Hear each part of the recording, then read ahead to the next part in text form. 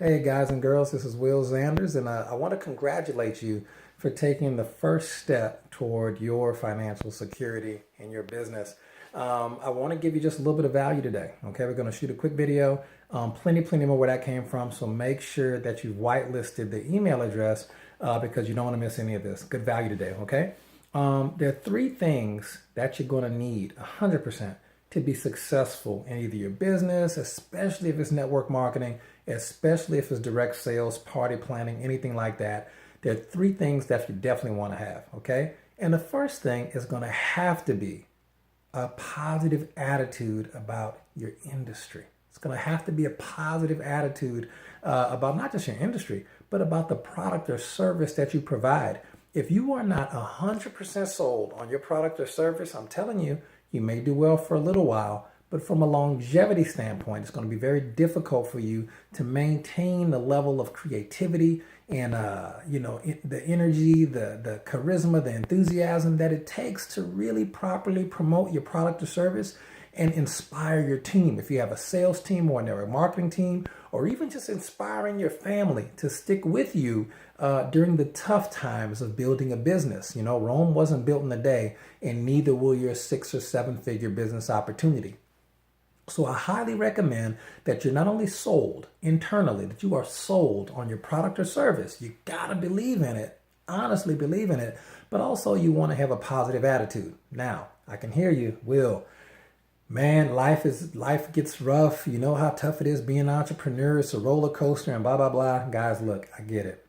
That doesn't change the fact that you have to have a positive attitude. But you only have to have a positive attitude about 51% of the time. You don't have to have a positive attitude all day long every day.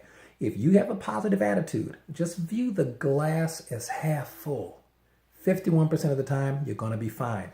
And that's the number one thing you need to have to be successful in business. The second thing that you have to be successful in business, especially if it's anything related to sales, network marketing, direct sales, party planning, anything even close, you have to be motivated. Ladies and gentlemen, I don't care if you have the most positive attitude in the world. If you're not motivated to take your business to the first level, much less the next level, you will not put the work in required to be successful. Okay? I don't care how talented you are. If you're getting outworked by your competition, you will not win. You just won't win. Honestly, I don't care how superior your product is. Your product or service may be superior. It may have a superior price. But if you're getting outworked by the competition because you're not motivated, you're going to have a problem and you're probably going to fail. And this is why a lot of businesses fail. They're just not motivated. I've done business in the past with some people who are already multimillionaire earners. Okay, very solid professionals before they ever started their own business. Do you know they started their own business and all of them weren't successful? Okay, some were, some won't. And I had to look at it and say, why is person A really successful at running the business and person B isn't? Okay. Sometimes it was that person A was already so wealthy that they weren't motivated to really make a change. So if you're already, successfully where you want to be financially, I want you to really be careful to not get complacent and not put the work in. All right. That's the thing about people like Richard Branson and Tony Robbins and all these guys and girls that are successful. Listen, they continue to put the work in even after they're successful. Now, you will not have to put the work in 24 hours a day, 7 days a week, 365 days a year for the rest of your life. You just won't. The cool thing about owning a business is it's residual in nature, but here's the catch. With very few exceptions, you have to build it on the front end to get it to the point where the income is residual. Okay, I'm gonna say that one more time. When you're dealing with the business, this is not a job. You see, a job does not require you to be motivated. I know back when I had a job, and a lot of you on this video right now may still have a job. You don't really have to be motivated to get up and go to work. You don't want to go, you still show up. If you work really hard or you don't work really hard, you'll probably make the same salary. It's kind of locked in. When you have a business, you have to be motivated to put that work in to make your business successful. All right? you only have to be motivated about 51% of the time. All right. Just more often than not, you got to be putting the work in. 51% of the time will do it. Now, if you're a high achiever and you're motivated more days than not, and you have a really big why, and that's another video we'll cover in the future, why are you even doing this? I think you'll be successful faster in what we find. But having the right attitude and being motivated are going to be two of the three things you must have to be successful in business. And what's the third thing going to be? And this is going to be the thing that knocks most entrepreneurs out of the box their first year in business. I'm telling you, the third thing, if you don't have it, I'm not going to guarantee your failure. That's not fair. And only you control your own reality. But if you don't have the third thing, it's going to be really hard for you to weather the storm and be successful as an entrepreneur. Okay? So let's say you got the right attitude. Most people who start a business do. You're motivated. You at least want to make your money back because business costs up front. You got to invest up front in your business. I haven't found a free business yet that was worth anything at all. Okay? You've got the motivation. You're ready to go. You got the right attitude. You do want to make your money back and start to profit because profits are better than wages. Jim Rohn said that. The third thing that you have to be successful as an entrepreneur is going to be the skills. Ladies and gentlemen, if you don't have the skills to be successful as an entrepreneur, you're going to have a problem. But Will, man, I'm really not good at sales. Well, when's the last time you read a book on sales? When's the last time you really sat down and watched some videos or some audios on sales? When's the last time you went to a seminar on sales? If you've never studied sales, it's no coincidence you're not good at it. I was talking to one of my good business partners the other day, very, very successful in medical device sales, but was not successful in this particular industry that he was in, which is network marketing. So we had a training call. We actually met one-on-one to do some training and just to figure out what was going on. As it turns out, the network marketing industry has an entirely different set of skills necessary than the medical device industry. It was very, very interesting for him to see the differences in the sales skills required for two positions that have huge sales components. So we worked on that. We identified the problems. We fixed it, gave him some homework, and he's coming into his best month ever in not only his network marketing business, but in his medical device sales business as well. This is a $300,000 year for him. And that's a pretty big deal. It's a pretty big deal. So we love bragging on our clients. Now let's talk about the skills a little bit more. And I'm going to give you one right quick, especially for you guys and girls who are in direct sales, network marketing, party planning, because that's going to be the industry that I find has the most upside with the least investment up front, the smallest barrier of entry, so to speak. So I work on a team. We have a couple of business partners and clients of mine who are doctors. Now they're already making over $250,000 a year US as medical doctors. Okay? They had to go to school for around 12 years total to become doctors. They became network marketers in one day. And one of them started a clothing company, which is sales. He started that company in one day. He bought the machines, he bought the factory, he's cranking out clothes. So they started these other industries, okay, clothing and network marketing individually in one day. It took them 12 years to become a doctor. They acquired a lot of skills over that 12 years. That's why they're so successful. They weren't being successful in their sales career, the clothing career, the network marketing career, because the barrier of entry was so low. They were able to get in those industries in a very short amount of time. So here's one of the skills that I recommended to them that I'll give to you right now, and we'll go ahead and wrap the video up. It's called ice breaking. And I learned that from my billionaire mentor out of Houston, Texas, okay? And one of the things he taught me when I was first getting started in this industry, which revolutionized my business, was the skill of ice breaking. And that is the ability, through magic words and phrases, to take a regular conversation or a question and turn it into a presentation about your business opportunity, product, or service. Okay, I'll say that one more time. Ice breaking is the ability to break the ice, but really to segue a conversation in a natural, unforced, non-salesman-like manner from a regular conversation into using a question into a conversation or, in fact, a presentation about the product, service, or business opportunity that you provide. So let's give you a couple of examples.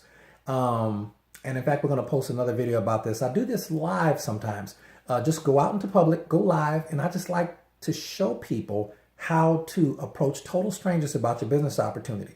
So one instance that comes to mind was a guy named Derek, and I was at a hotel booking out a conference room for a training seminar in Baton Rouge, Louisiana, a couple years back.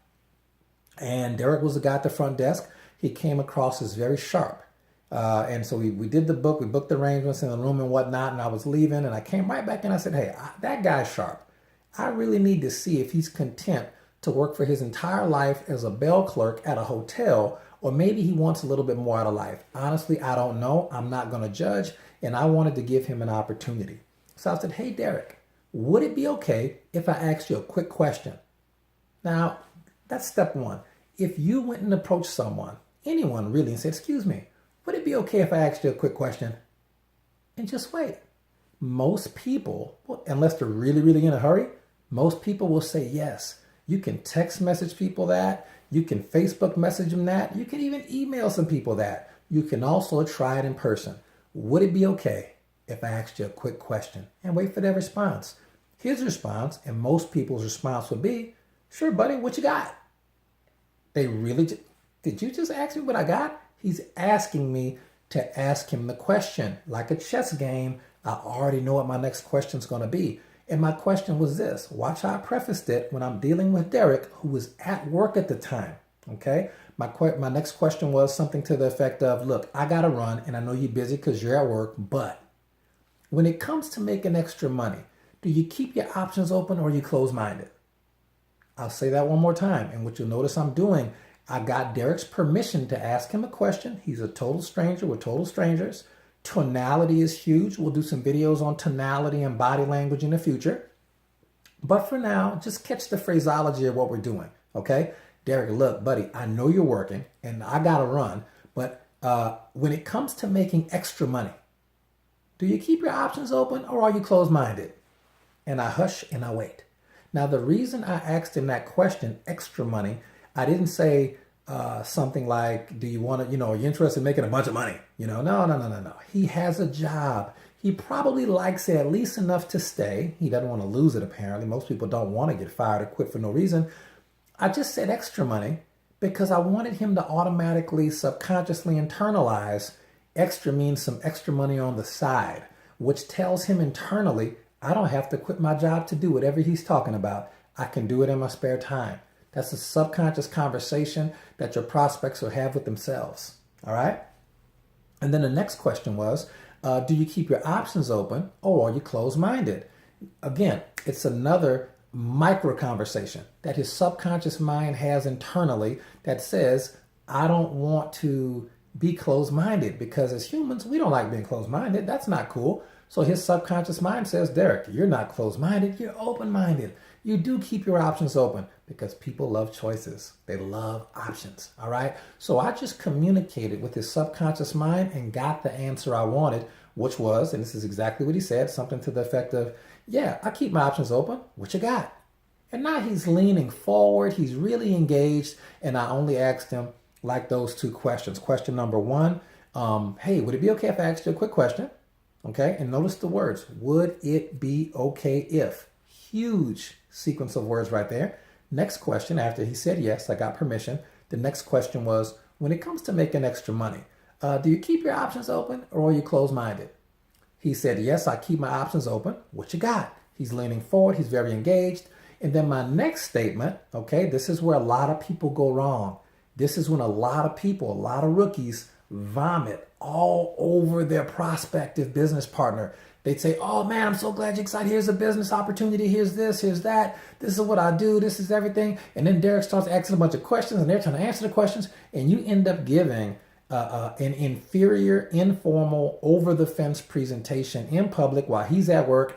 And it's ridiculous and it never works. Okay, I'm just telling you, it never works. That's why I told him, look, I got to run. I know you're at work busy. And I asked him a quick question. I said, I got to run because one, I do. But two, he's working. I want to get this done quick. All right. I don't want to give him the presentation right then on the business opportunity, product, or service. I don't want to do that. I want to really set an appointment. And in this case, because I didn't live in that particular city, I wanted to do the presentation online and get it, using some videos and some third-party tools, which if your business doesn't have any, you need to make some, okay? And we do some coaching on how to make those as well. I have some incredible business partners of mine who deal with funnels and websites and pages, and they can get you all squared away with that stuff.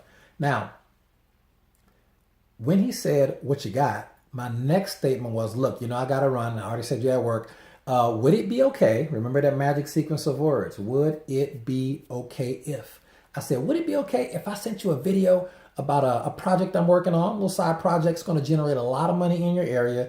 It's free to watch a video. You want to check it out? Let me know. He said, sure, send it. I said, great, man. Let me get your phone number. And what time do you get off work? He said, I get off work at like 11 o'clock. I said, great. I'll text you then. And if you're still free, I'll go ahead and send you the video. How's that? He said, sure, sounds good, man. Looking forward to it. All I did was simply ask him, would it be okay if I sent you a quick video about a project I'm working on that's going to generate a lot of money in your area? Now, you can change that phrases to however you want, but the bottom line is, I just want to send you some information. It's free to check it out. The third-party tools that we develop and teach you how to develop are very compelling, okay? It's one of the things we get paid to do. So we make them very compelling. So that evening, I texted him first. You don't want to send your video or your third-party validation tool without confirming that the person is still free, all right? You want to make sure that they have time to watch it. So I said, man, are you free? Still free. Good talking to you earlier. And do you have time to watch this quick 5-minute video? I want to and he said something to the effect of, I'll be home in a couple minutes. I can't wait to check it out. I said, when you're going to be home? He said, 10, 15 minutes. I said, great, I'll send it in 20 minutes. And we went down that route. So the bottom line is, I asked a couple of questions, and I got him to ask me, what you got? He wanted information about my business opportunity, and I went ahead and sent him the relevant information, and then we followed up. There's a whole nother video we're doing following up. But if you can just master those two little questions and get psychological permission from your prospect to ask them those magic questions and those magic sequences of words, you can put information in front of dozens of people a day. You can put your business opportunity in front of hundreds of people a week. And if you know, like I know, the law of averages will kick in, and your business or your product or your service or your clothing line or your nutritional supplement or your classes that you're teaching, they may not be a fit for everybody. But if you're presenting your business opportunity in person or in video to hundreds of people, somebody's going to want to do it. Somebody thinks like you think, I promise you. It's just a matter of time. You got to work the law of averages. The problem is some people don't have the skills at the beginning. And as they're going through the process, they get told no so many times, it breaks them down emotionally, and they quit on their dreams and they give up on their business before they had a chance to even start. And that's the sad reality of the attrition rate about being an entrepreneur in the world today, okay? So that's just one way to put your business opportunity, product or supply or service in front of people. Very, very simple to do. You will need a third-party validation tool or video or website or something to send them that has some information on it. We can help you with that. But that being said, I hope that was valuable, and the next video we'll piggyback off the follow-up process, which is 80% of the time, you're going to have to follow up with your prospects at least once, but typically several times, to finally get them enough information where you can help them make a decision about whether or not they want to purchase your product, business, service, or become a business partner of yours. So I hope that all makes sense. This is Will Zanders, and I'll see you at the top.